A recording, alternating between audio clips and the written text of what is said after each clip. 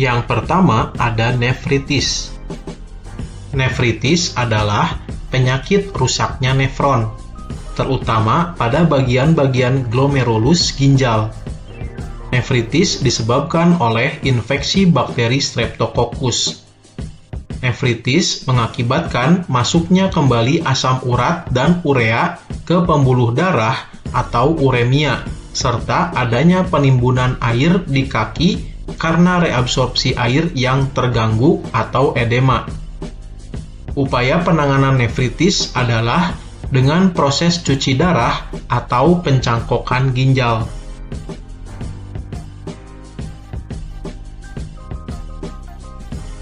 Yang kedua ada batu ginjal. Batu ginjal adalah gangguan yang terjadi akibat terbentuknya endapan garam kalsium di dalam rongga ginjal atau pelvis renalis, saluran ginjal, atau kandung kemih. Batu ginjal berbentuk kristal yang tidak dapat larut. Kandungan batu ginjal adalah kalsium oksalat, asam urat, dan kristal kalsium fosfat. Endapan ini terbentuk jika seseorang terlalu banyak mengonsumsi garam mineral dan kekurangan minum air serta sering menahan kencing. Upaya mencegah terbentuknya batu ginjal adalah dengan meminum cukup air putih setiap hari, membatasi konsumsi garam karena kandungan natrium yang tinggi pada garam dapat memicu terbentuknya batu ginjal, serta tidak sering menahan kencing. Batu ginjal yang kecil dapat saja keluar melalui urin, tetapi seringkali menyebabkan rasa sakit. Batu ginjal berukuran besar memerlukan operasi untuk mengeluarkannya. Yang ketiga ada albuminuria. Albuminuria merupakan penyakit yang terjadi akibat adanya kerusakan pada glomerulus yang berperan dalam proses filtrasi, sehingga pada urin ditemukan adanya protein. Albuminuria dapat terjadi akibat kurangnya asupan air ke dalam tubuh sehingga memperberat kerja ginjal.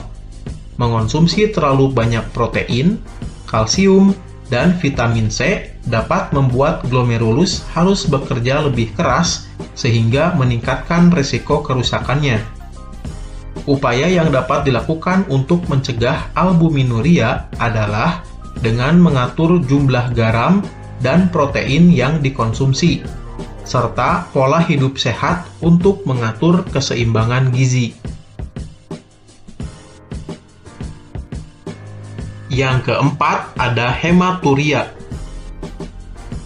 Hematuria merupakan penyakit yang ditandai dengan adanya sel-sel darah merah pada urin. Hal ini disebabkan penyakit pada saluran kemih akibat gesekan dengan batu ginjal. Hematuria juga dapat disebabkan oleh adanya infeksi bakteri pada saluran kemih. Upaya pencegahan hematuria dapat dilakukan dengan segera buang air kecil ketika ingin buang air kecil. Membersihkan tempat keluarnya urin dari arah depan ke belakang untuk menghindari masuknya bakteri dari dubur, serta banyak minum air putih. Ketika seseorang sakit hematuria, maka penanganan yang diberikan adalah dengan memberi antibiotik untuk membersihkan infeksi bakteri pada saluran kemih.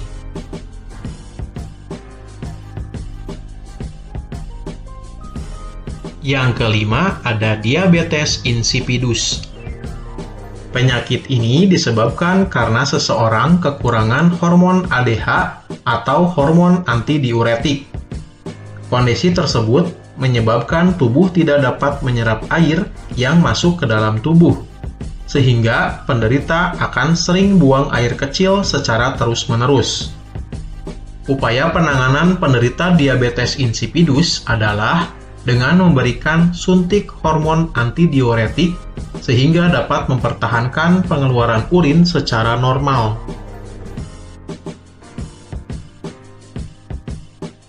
Yang keenam ada kanker ginjal. Kanker ginjal merupakan penyakit yang timbul akibat pertumbuhan sel pada ginjal yang tidak terkontrol di sepanjang tubulus dalam ginjal. Hal ini dapat menyebabkan adanya darah pada urin, kerusakan ginjal, dan juga dapat mempengaruhi kerja organ lainnya jika kanker ini menyebar sehingga dapat menyebabkan kematian. Upaya pencegahan yang dapat dilakukan adalah dengan menghindari penggunaan bahan-bahan kimia yang memicu kanker.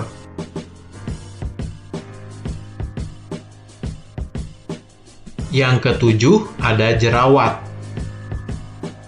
Jerawat atau akne vulgaris merupakan suatu kondisi kulit yang ditandai dengan terjadinya penyumbatan dan peradangan pada kelenjar sebasea atau kelenjar minyak. Jerawat dapat timbul karena kurangnya menjaga kebersihan kulit, sehingga berpotensi terjadi penumpukan kotoran dan kulit mati. Faktor hormonal yang merangsang kelenjar minyak pada kulit, penggunaan kosmetik yang berlebihan dan mengandung minyak dapat berpotensi menyumbat pori-pori. Konsumsi makanan berlemak secara berlebihan juga dapat menimbulkan jerawat. Jerawat pada umumnya dapat muncul pada wajah, leher, atau punggung. Upaya pencegahan yang dapat dilakukan adalah dengan membersihkan wajah secara rutin, menghindari makanan berlemak, dan lebih banyak mengonsumsi buah-buahan, serta menjaga aktivitas tubuh.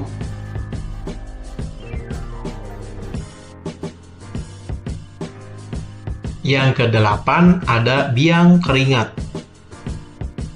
Biang keringat terjadi karena kelenjar keringat tersumbat oleh sel-sel kulit mati yang tidak dapat terbuang secara sempurna. Keringat yang terperangkap tersebut menyebabkan timbulnya bintik-bintik kemerahan yang disertai gatal. Sel-sel kulit mati, debu, dan kosmetik juga dapat menyebabkan terjadinya biang keringat. Orang yang tinggal di daerah tropis dan lembab akan lebih mudah terkena biang keringat. Biasanya, anggota badan yang terkena biang keringat adalah leher, punggung, dan dada. Biang keringat dapat mengenai siapa saja, baik anak-anak, remaja, ataupun orang tua. Upaya pencegahan yang dilakukan adalah dengan menjaga kebersihan kulit, menggunakan pakaian yang menyerap keringat dan longgar, atau apabila kulit berkeringat, segera keringkan dengan tisu atau handuk.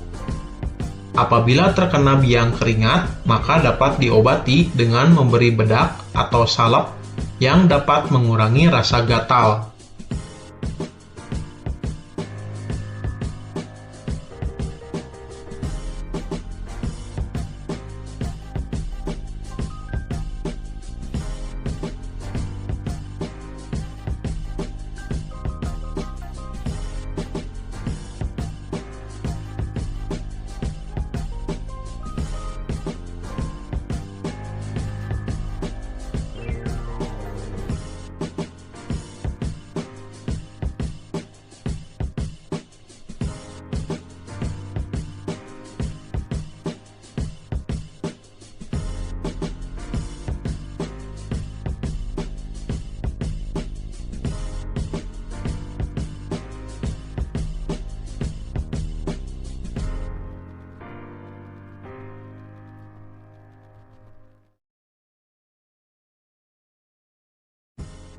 Terima kasih